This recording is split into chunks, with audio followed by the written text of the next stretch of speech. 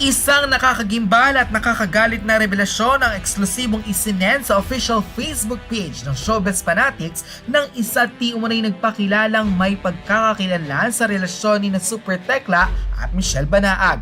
Mas lumalalim ang napakaraming hidwaan sa pagitan ng dalawang magkasintahan na tila nagsimula nang magsumbong ito sa Raffy Tulfo in aksyon. Matapos nga ipakita ni Donita No sa isang video upload sa YouTube ang tunay na sitwasyon ng 2.4 million pesos condo unit ni Super Tekla at kung paano ito binaboy, ginawang digyot at naging squatter ang nasabing lugar.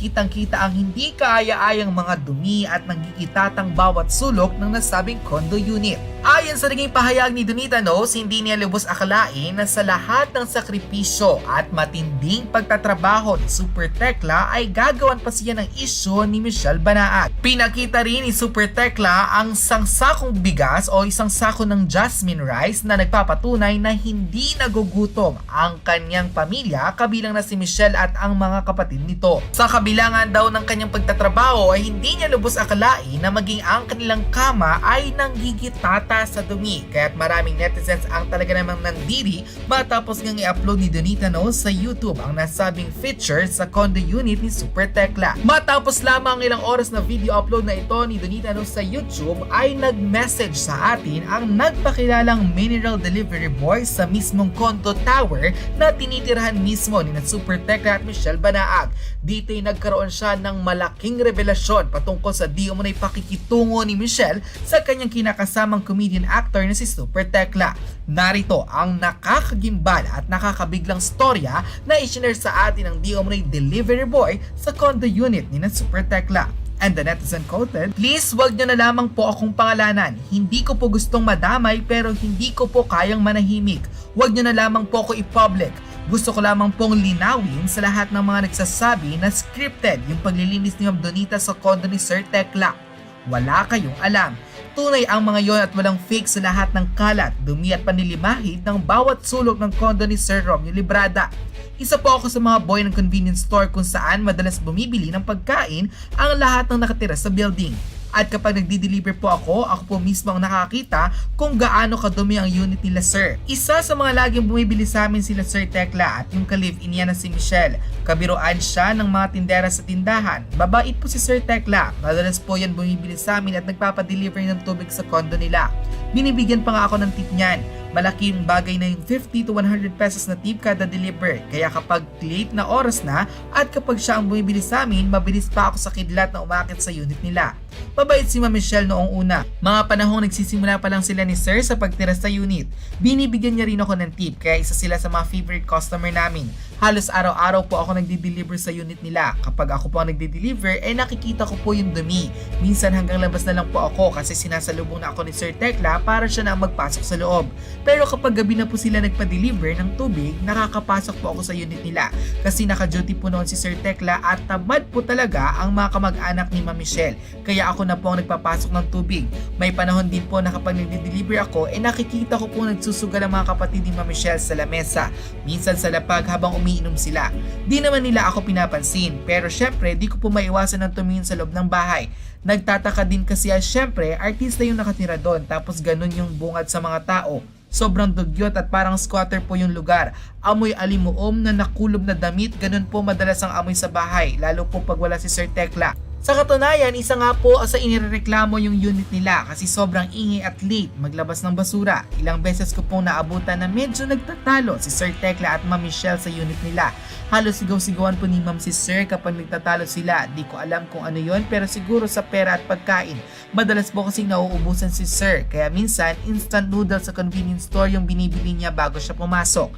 Meron pa pagkakataon na 4 AM na po nauwi si Sir at bukas na ang tindahan. Halatang pagod na pagod siya kaya nagpa-deliver siya sa amin ng instant noodles, kanin at ulam na iniinit na lang tapos gamot sa sakit ng ulo at sipon. Minuto lang po ang pagitan na iakyat ko na sa unit nila Sir. Pagkakatok ko sa unit nila, yung babaeng mataba yung nagbukas ng pinto at siya kumuha sa akin ng pagkain. Di niya po ako binayaran kasi bukas na lang daw po at tulog na si Sir Tekla. Alam niyo po, nakakaawa si sir kasi pagka-deliver ko po ng food, nakita ko po tulog talaga siya at sa simento siya nakahiga na may karton lang tapos nanilimahid na unan. Mukhang wala rin po siyang kasama matulog doon. Sila Ma'am Michelle po mukhang nasa kwarto. Naawa po kay Sir Tekla kahit po pala artista na siya, ganun pa din po pamumuhay niya. Hindi po ako nagsasalita ngayon para sirain si Ma'am Michelle at kampiyan si Sir Tekla. Ang sinasabi ko lang po ay yung nakita ko po mismo sa condo nila sir. At base sa mga sumbong ni Ma'am Kay Tulfo ay hindi po totoo yung mga yon. Simula nga po nung nagpatulpo si Ma'am Michelle, di ko na po nakitang bumili sa amin si Sir Tekla. Siguro nahihiya siya dahil doon sa sinabi ni Ma'am sa TV. Pero sana wag niyo po siyang husgahan kasi di niyo naman po siya kilala o nakasama. Di niyo alam kung ano ang pagod at puyat ni Sir. Halos pasan niya po lahat ng kapatid ni Ma'am Michelle. Sana lang po mabigyan talaga si Sir Tekla ng pagkakataon na makabawi sa sarili niya, makapagtrabaho siya uli at maging masiyahin. Nakakaawa po kasi talaga siya magmula nang siraan siya ni Ma'am sa Tulfo. Yun lang po, salamat. Unquote. Sa nakakagimbal na mensahe na nakarating sa official Facebook page ng Showbiz Fanatics at nagpakilalang delivery boy ng condo tower nila Super Tekla ay naawa nga ang maraming netizens sa sitwasyon ngayon ng comedian actor.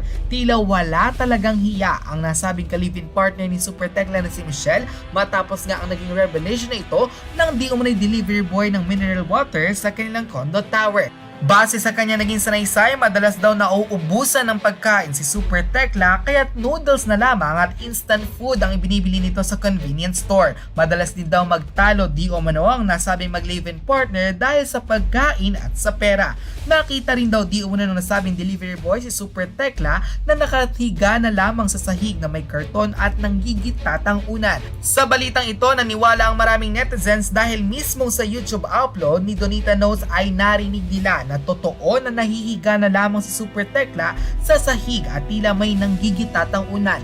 Di umano'y totoo din daw na madalas nauubusan ng pagkain si Super Tekla sa nasabing condo tower na kanilang tinitirhan. Maraming netizens ang nagimbal sa nasabing revelation na ito at marami sa kanila ang lalong nagalit kay Michelle Banaag. Matapos ang confirmation na ito, isang mensahe ang iniwan ni Donita Knows sa nasabing YouTube upload na nag-trending ngayon sa social media. Ayon sa kanya naging sanaysay sa YouTube, "Salamat po ng maraming mga katandem sa support po. Share po natin para mas malaman po natin kung ano po ba talaga ang nangyari sa condo ni Super Tekla. Salamat po uli sa inyong suporta. We love you all. Let's spread love, kindness, and understanding and forgiveness. God bless us all." Unquote. Sa mga eksklusibong revelasyon at nakakagulat na mga storya na inilabas mismo ng may mga koneksyon sa buhay di umano nila Super Tekla at Michelle Banaag, ang tanong ng maraming netizens ngayon, paano na lamang ang career ngayon ni Super Tekla? Ano na lamang ang kanyang magiging buhay matapos nga siraan mismo ni Michelle ang kanyang ka-live-in partner on national TV? Kaya't ngayon ay nag-aabang talaga ang maraming netizens kung ano na lamang daw ang magiging sagot ni Sir Raffy Tulfo sa lahat ng mga ebidensya na mismong si Donita Knows ang nagpatunay. Kaya tanong ng marami sa kanila, tila maniniwala kaya si Sir Raffy Tulfo sa lahat ng sinabi ni Michelle o sa ilang mga pruweba na mismong si Donita Knows ang nagpakita? Ano ang iyong magiging reaksyon sa balitang ito? Just comment below.